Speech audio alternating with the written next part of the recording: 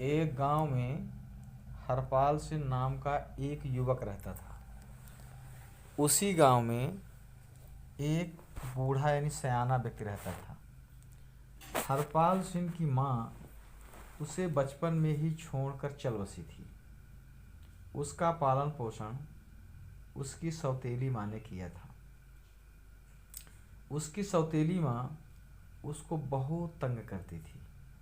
जब उसको प्रताड़ित करती थी तो वह व्यक्ति हरपाल सिंह उस बूढ़े व्यक्ति के पास जाता था। बूढ़ा व्यक्ति उसको समझा बुझा देता था और हरपाल सिंह मान करके फिर घर आ जाता था। जब फिर तंग करती थी तो फिर जाता था। ऐसा बार बार हुआ करता था। लेकिन एक बार हरपाल सिंह अपनी सौतेली माँ से तंग आकर के पूरी तरह से ये निर्णय ले लिया था, ठान लिया था कि अब उस बूढ़े की बात को नहीं मानना है। चाहे वो मुझे जितना भी समझाए पर उसकी बातों में नहीं आना है। ऐसी योजना गांव छोड़ने की योजना बना चुका था। और उस दिन हरपाल सिंह ये योजना बना करके गांव छोड़कर जाने वाला था। वो काफ़ी दूर तक चला गया था। लेकिन वो सोच रहा था, सोचते सोचते उसको ये लगा कि मैं जाते जाते क्यों ना अंतिम मुलाकात उस बूढ़े से कर लूं। तो वो काफ़ी दूर जाने के बाद भी लौट आया और लौटने के बाद उसने उस बूढ़े से कहा कि बाबा जी, दादाजी, हम आज पूरी तरह से ये निर्णय ले चुके हैं कि चाहे आप मुझे जितना भी समझाएं, मैं अब अपने निर्णय से समझौता करने वाला नहीं हूँ, मानने वाला नहीं हूँ, मैं जाऊँगा ही। तो उस बूढ़े ने हरपाल सिंह को समझाने बुझाने की बात कहा कि बेटा कोई बात नहीं, अगर तुम जा ही रहे हो तो मैं तुम्हें 5 बातें बताता हूँ। ये इन 5 बातों को तुम गांठ बांध लो, ये तुम्हारे जीवन में काम आएगी। हरपाल सिंह ने को बूढ़े ने 5 बातें बताया। पहली बात बताया कि जहाँ कहीं भी रहना, सदा सत्य बोलना और हर एक काम ईमानदारी से करना। हर एक काम ईमानदारी से करो, सदा सत्य बोलो। दूसरी बात, जहाँ ज्ञान की 2 बातें मिले उसे ध्यान से सुनो। तीसरी बात, अधिक योग्य बने बिना बड़ों से बराबरी का दावा मत करो। चौथी बात, जो तुम्हारा भला करे उसकी बात मानो। और 5वीं बात, कभी किसी की दिल दुखाने वाली बातें मत करो। हरपाल सिंह ने इन 5 बातों को गांठ में बांध लिया और चल पड़ा। वो काफ़ी दूर निकल गया। दूर जा कर के एक राजा के राज्य में पहुंचा। वो काफ़ी कई दिनों से भूखा प्यासा था। राजा के पास गया और जा कर के राजा से उसने काम मांगा। अपनी सारी कहानी बताया कि मैं अपने राज्य को छोड़ करके आपके राज्य में आया हुआ हूँ, मुझे काम की तलाश है, आप मुझे ऐसा कोई काम दे दें जिससे मेरी जीविका चले। राजा ने उसको काम दे दिया। जो काम सौंपा उस काम को वो ईमानदारी से करने लगा। हमेशा सच बोलता था। ईमानदारी से करने के कारण बहुत सारे उसके राज्य में जो माने कार्यकर्ता थे, वो कार्यकर्ता बेईमानी किया करते थे। तो वो बात जा कर के राजा से वो बताता था, क्योंकि बूढ़े ने उसके पहली बात बताया था कि हर एक काम ईमानदारी से करो और सदा सत्य बोलो। ये उनके भ्रष्टाचार का, उनके कर्मचारियों के भ्रष्टाचार का जब पर्दाफाश होने लगा तो लोगों में शंका पैदा होने लगी कि ये बात राजा को कैसे पता चल जाती है। अभी तक तो ये बात पता नहीं चलती थी। सब लोगों ने शंका किया कि जब से ये व्यक्ति आया है तो पूरी निष्ठा से काम करता है, रात दिन पूरी लगन से काम करता है और काम करता है, तो निश्चित रूप से यही बात राजा तक पहुंचाता होगा। बहुत सारे लोगों ने राजा उस हरपाल सिंह के मौत के लिए योजनाएं बनाने लगे कि इसको किस तरीके से इसका अंत कर दिया जाए। एक बार क्या हुआ, एक संदेशा लेके जाना, माने एक जंगल से होकर के गुजरना पड़ता था और संदेश उस जंगल के उस पार किसी व्यक्ति को पहुंचाना था। बहुत सारे लोगों ने उसकी योजना बनाई। जंगल को जो पार करने वाले व्यक्ति के बीच में वहाँ कुछ डकैत लगा करते थे और जो भी व्यक्ति उस रास्ते से होकर गुजरता था तो वो डकैत उसको लूट पाट किया करते थे और हत्या कर देते थे। इस षड्यंत्र के तहत हरपाल सिंह को वहाँ भेजने के लिए कहा गया और ये कहा गया कि राजा का आदेश है कि आप इस संदेश को वो मतलब गंतव्य स्थल तक पहुँचाओ। हरपाल सिंह को दूसरी बात बताई गई थी कि जो तुम्हारा भला करे उसकी बात मानो। सेम कंडीशन में राजा के आदेश को मान करके हरपाल सिंह चल पड़ा और चलते चलते जब जंगल की तरफ गुजरा उसके पहले ही कहीं प्रवचन हो रहा था। उस प्रवचन को माने हरपाल सिंह को बूढ़े की बात याद आ गई कि जहाँ ज्ञान की दो बात मिले उसे ध्यान से सुनो।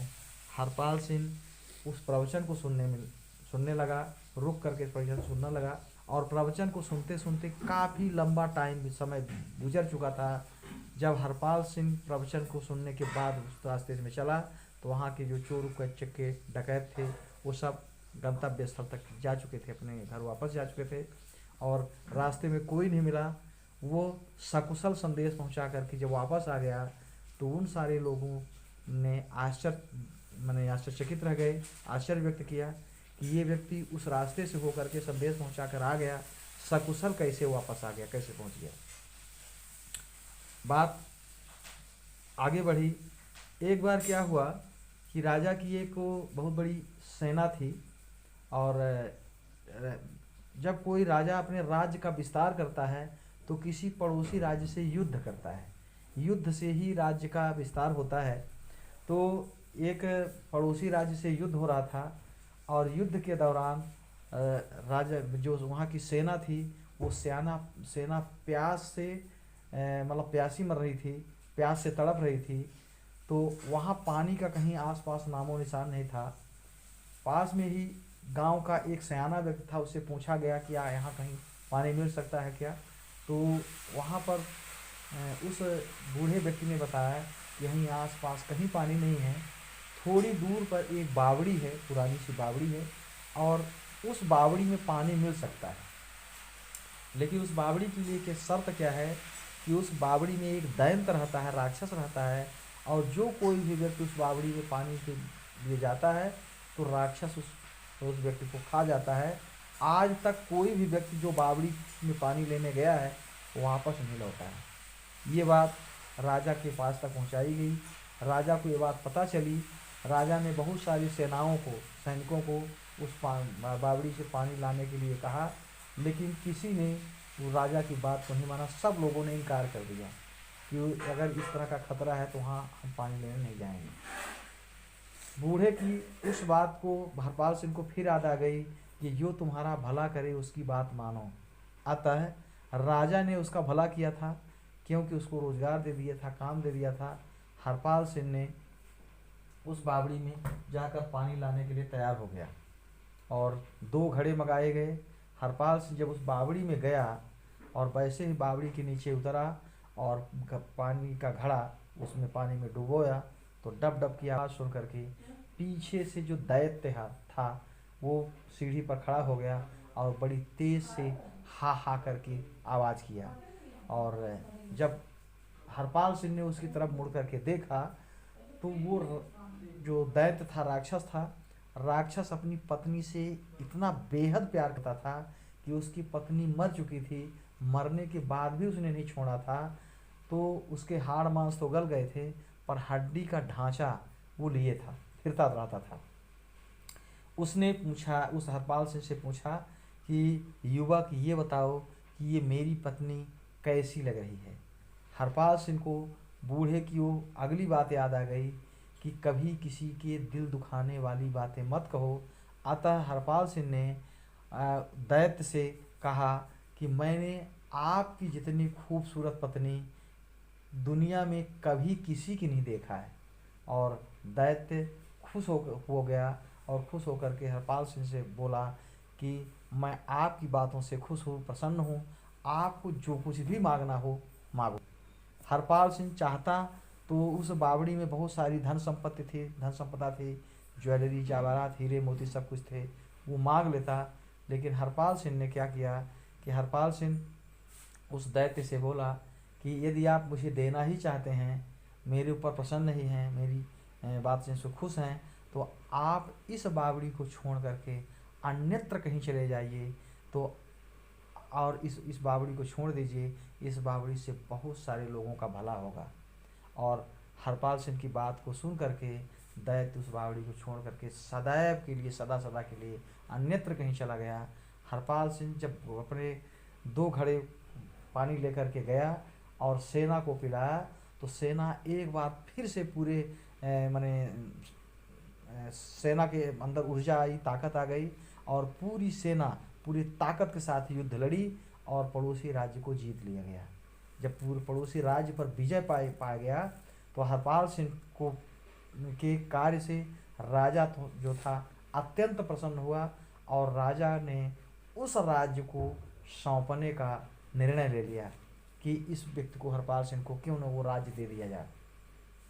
पर चूंकि वो उसको चौथी जो बात थी कि अधिक योग्य बने बिना बड़ों से बराबरी का दावा मत करो, है ना, तो उसने राज्य लेना स्वीकार नहीं किया। अंत में उसने नए राज्य में राजा माने स्वयं अपना साम्राज्य कायम किया और अपने राज्य को संभालने के लिए हरपाल सिंह को सौंप दिया। और इस तरह से ये कहानी का सार था। ये 5 बातें अगर कोई भी व्यक्ति अपने जीवन में उतार लेगा तो निश्चित रूप से उसको जीवन में कभी कोई समस्याएं नहीं आएंगी। इस तरह से ये 5 बातें खत्म करें। धन्यवाद।